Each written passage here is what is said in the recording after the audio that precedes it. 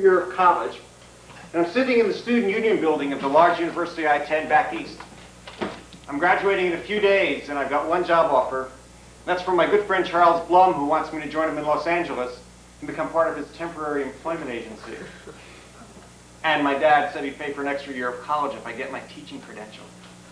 I hate teaching. I look at the want ads of the Daily Collegian.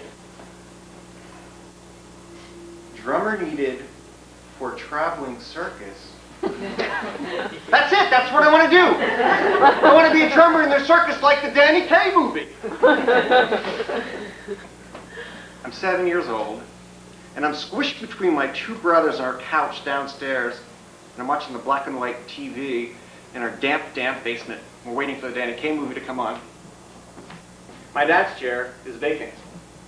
But I know better than to sit in my dad's chair, because if I sit in my dad's chair, I'll get the lecture, which I'm convinced now he stayed up at night and wrote out and memorized. You know, I would never sit in my dad's chair. I would never do it. It would never occur to me. It would never occur to Irwin. It would never occur to Sylvia. It would never occur to Louie. It would never occur to Jesse. It would never occur to Karen. It would never occur to Reggie. Never occur to David. Never occur to Michael. Never occur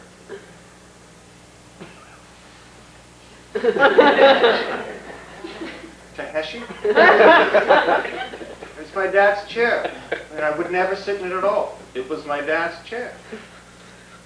For that reason, I rarely sat in my dad's chair. But I always liked it when he came down and joined us for the Danny Kaye movies, because he laughed and laughed and laughed. And at the beginning of every movie, when the credits were rolling, he would turn to us and say, "You know, I went to Thomas Jefferson High School with Danny Kaye. And I could make him laugh so hard, milk would come out of his nose."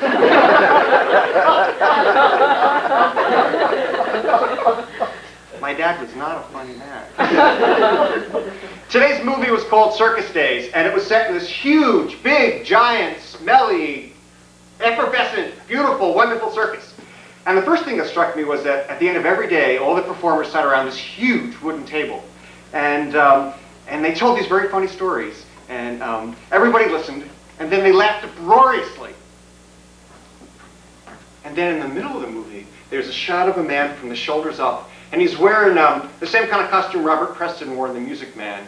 You know, it's like all white with gold brocade and a big white hat and a big giant gold feather. And then the camera pulls back to reveal this large drum by his side. And everything in this big giant circus gets very quiet and very still. And then a spotlight comes up on him, and he stands very tall, and then...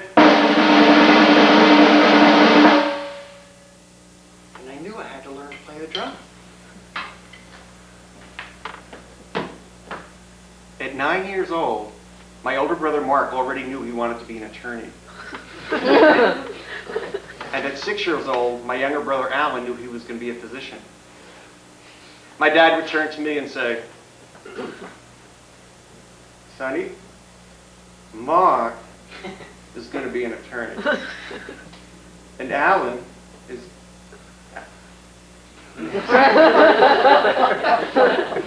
a physician. But you never told me what you wanted to be. I mean, when you grow up, what would you like to be?" "When I grow up, Dad?"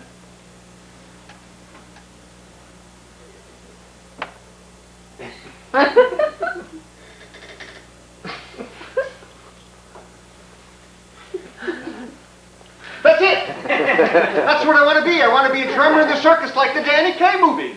And I'm realizing I'm on a campus of 30,000 students, and a whole heck of a lot of us will be needing a job in just a few short days. I got to get to the closest phone. So I grab the closest phone in the Student Union building, and a man lines up behind me wearing a Blue Oyster Cult t-shirt and sunglasses made entirely of hemp. I figure everybody on this campus would either be calling this number, or if they knew about it, they definitely would call it too. I don't want anybody overhearing me. So I turn to this man and say, I want to ask you a favor. I need a little privacy.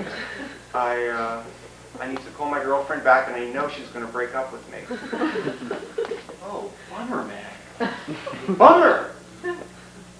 Bummer! Bummer!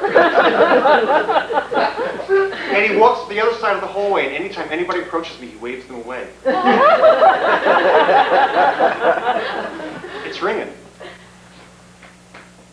Yeah, hi, I'm calling about the job for the circus drummer. Is that still available? Oh, good. Yeah, I know the band is a very important part of the circus. Yeah, I know that the drummer is the central part of the band.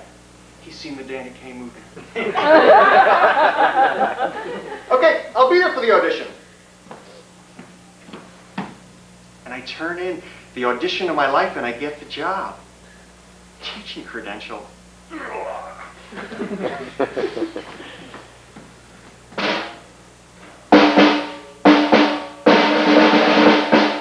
It's June 10th, Vicksburg, Virginia, my first performance, and I love the circus. It's just like the Danny Kaye movie.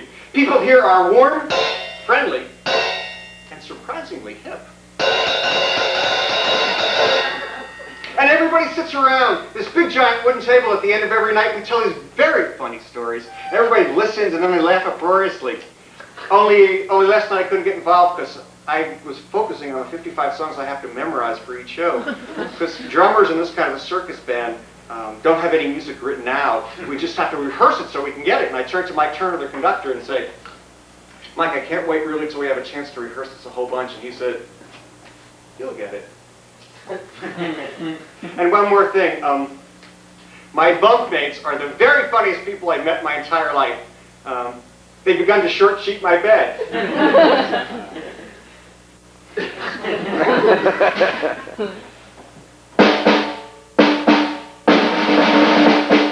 It's June 17th, Vicksburg, Virginia. And I've been through 7 cities now in 8 days. And I'm really enjoying the circus a great deal. I've got the routine down perfectly. I wake up every morning at 4 a.m. and I put up the big top tent for 5 hours.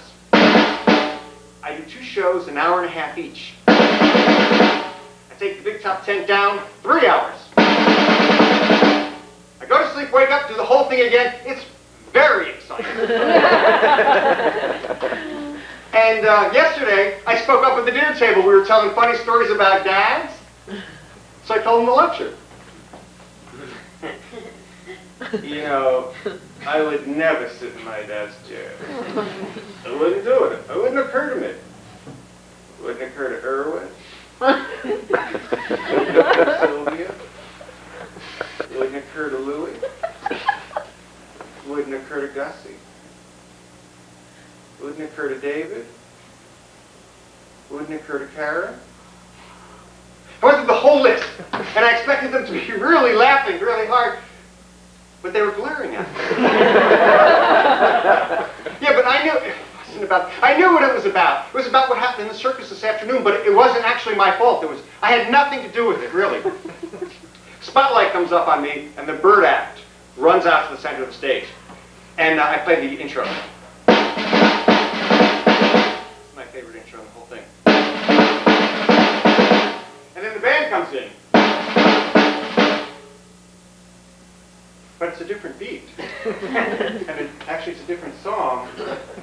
And it's a song I never heard in my life. And I turn to Mike Turner, and he looks at me and whispers, sorry, I forgot to tell you, I changed the song. You changed the song? How can you change the song? There's no music. I can only rehearse this. That's the only way I can get this. And I, as best I can, I try to get the beat.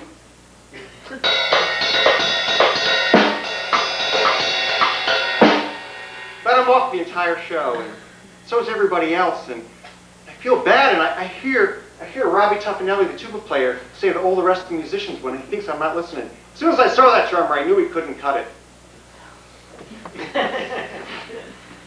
And worse than that, my bunkmates are angry at me too, I can tell. They stopped short-cheating my bed.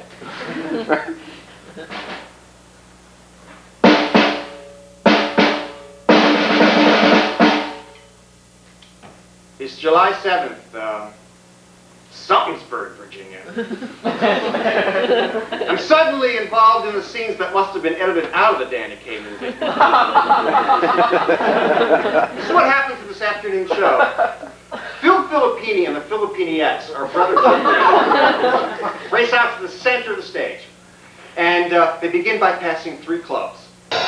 And then they make it 4. And then they make it 5. And the very youngest brother drops a club.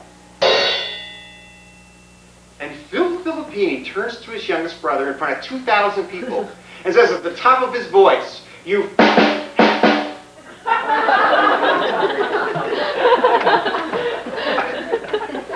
And I'm horrified. I'm horrified because I'm thinking the same thing. You know, working in a temporary employment agency can be very, very gratifying. I told Charles, see if I can still get it, and I run to the administrative tent, grab the phone, and I think, you know, there's just a chance he still has the job available. He might not have it available. I don't want anybody to know about it until I'm ready to tell him. And a clown lines up behind me. Flippy? I have a favor to ask you. I need a little privacy. I gotta call my girlfriend back, and I know she's gonna break up with me. Who gives a shit? Hey, Charles, I'll be out there tomorrow. And I was in Los Angeles the next day, and I began working this temporary employment agency right away, a job which I found acutely boring and just not very ethical in circumstances. But I did meet Linda, the woman who serviced our copy machine, which broke down, interestingly enough, on a daily basis. On Friday, she turned to me and said, "Bruce, want to come swim with me at my grandparents' house tomorrow?" "Yeah, Linda." She picked me up the next morning in a chauffeur-driven limousine. And the door opens, and I get inside, and she says, "Ever been to Bel Air before?" "No,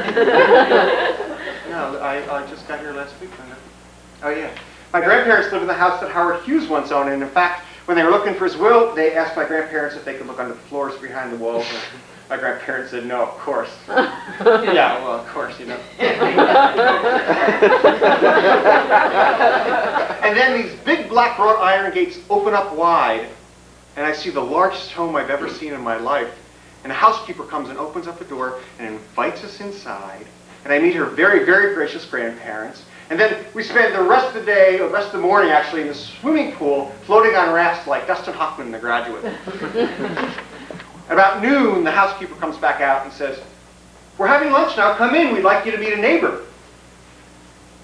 I get inside, I walk in, I get into the dining room, and at the head of the table is Danny Kaye. And out of my mouth comes, it just bursts out, "Hey, did you go to Thomas Jefferson High School with my dad, Elliot Packman?" And he's completely stunned, and Linda's gracious grandparents they're more stunned than he is, and Linda's stunned and more than a little bit embarrassed, and I'm stunned too. And then Danny Kaye turns to me and says, "Yeah, your dad was so funny he could make milk come out of my nose."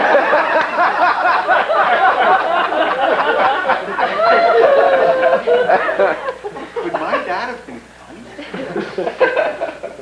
Mr. Kaye, I just wanted to thank you. You were my inspiration for becoming a drummer in the circus. You know, I did a movie in the circus. It was the worst experience of my life. The morale was terrible. I could feel this pain. You're a drummer. My nephew would like to learn to play the drums. Ever think of teaching?